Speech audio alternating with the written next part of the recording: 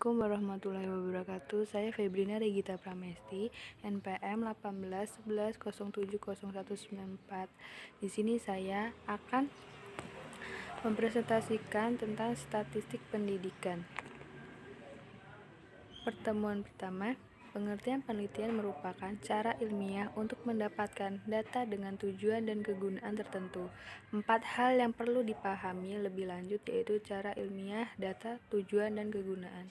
Penelitian merupakan cara ilmiah. Penelitian didasarkan pada ciri-ciri keilmuan yaitu rasional, empiris, dan sistematis.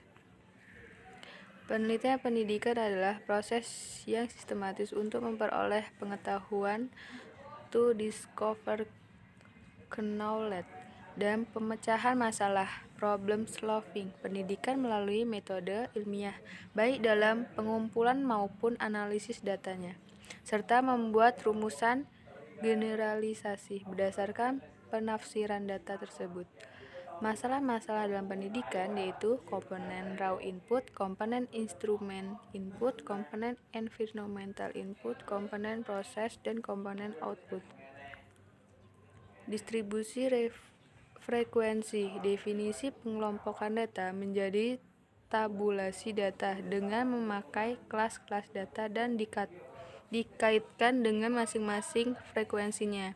Tujuan dari pembuatan tabel frekuensi adalah untuk mengatur data mentah belum dikelompokkan ke dalam bentuk yang rapi tanpa mengurangi inti informasi yang ada. Definisi data yaitu himpunan nilai variat data umum atau informasi yang diperoleh dari observasi, pengukuran, dan penelitian terhadap suatu objek atau lebih. Objek pengamatan variabel. Data kualitatif diperoleh dari hasil pengamatan. Data kuantitatif diperoleh dari kegiatan pengukuran atau penelitian. Berdasarkan waktu pengumpulannya, data seketika yaitu data statistik yang mencerminkan keadaan pada suatu waktu saja. Contohnya, pada semester gangsal, data urutan waktu yaitu data statistik yang mencerminkan keadaan dari waktu ke waktu secara berurutan. Contohnya, jumlah mahasiswa yang lulus dari tahun. Ukuran penyebaran data adalah suatu ukuran yang menyatakan seberapa besar nilai-nilai data beberapa atau bervariasi, dengan nilai ukuran pusatnya yaitu seberapa besar penyimpanan nilai-nilai data dengan nilai pusatnya. Macam-macam ukuran: jangkauan, simpangan rata-rata, simpangan baku, kuartil, persentil, koefisien variasi, angka baku. Populasi yaitu keseluruhan individu atau objek yang diteliti dan memiliki beberapa karakteristik yang sama. Populasi memiliki variasi atau sebaran yang luas.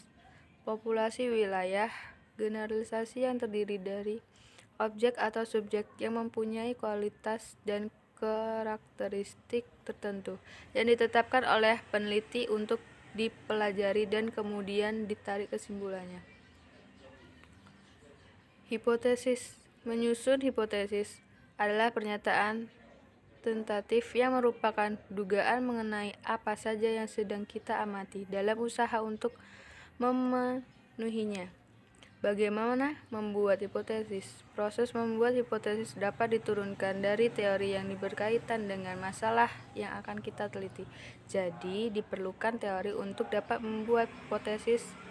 Fungsi hipotesis merupakan kebenaran sementara yang perlu diuji kebenarannya. Oleh karena itu, hipotesis dibentuk untuk memenuhi kemungkinan atau untuk menguji kebenaran yang suatu teori. Hal-hal yang harus dipertimbangkan dalam memusnahkan hipotesis. Yang pertama, harus mengapresiasikan hubungan antara dua variabel atau lebih. Dan yang kedua, variabel tersebut adalah variabel bebas dan variabel tergantung. Dan yang ketiga, harus dinyatakan secara jelas dan tidak bermakna ganda.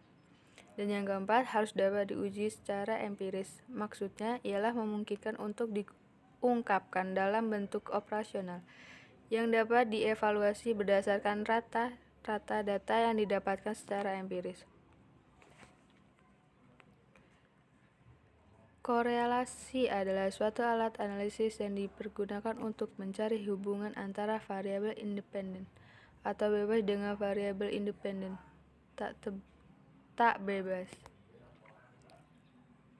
Hubungan antara dua variabel dapat karena hanya kebetulan saja, dapat pula memang merupakan hubungan yang sebab akibat. Dua variabel berkorelasi apabila perubahan yang lain secara teratur dengan arah yang sama atau arah yang berlawanan. Uji validat dan uji relativitas. Misalkan, kuesioner adalah sasaran tembak seperti pada gambar di atas. Anggap bahwa pusat sasaran tembak itu adalah target dari apa yang kita ukur. Jawaban tiap responden yang ditanya menggunakan kuesioner adalah menembak pada sasarannya. Hasil penelitian yang valid bila terdapat kesamaan antara data yang terkumpul dengan data yang sesungguhnya terjadi pada objek yang diteliti.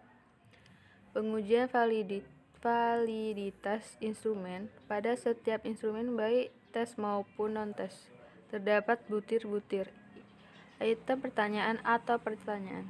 Untuk menguji validitas butir-butir instrumen lebih lanjut, maka setelah dikonsultasikan dengan ahli, selanjutnya diuji cobakan dan dianalisis dengan analisis item atau uji beda. Terima kasih, sekian dari saya. Wassalamualaikum warahmatullahi wabarakatuh.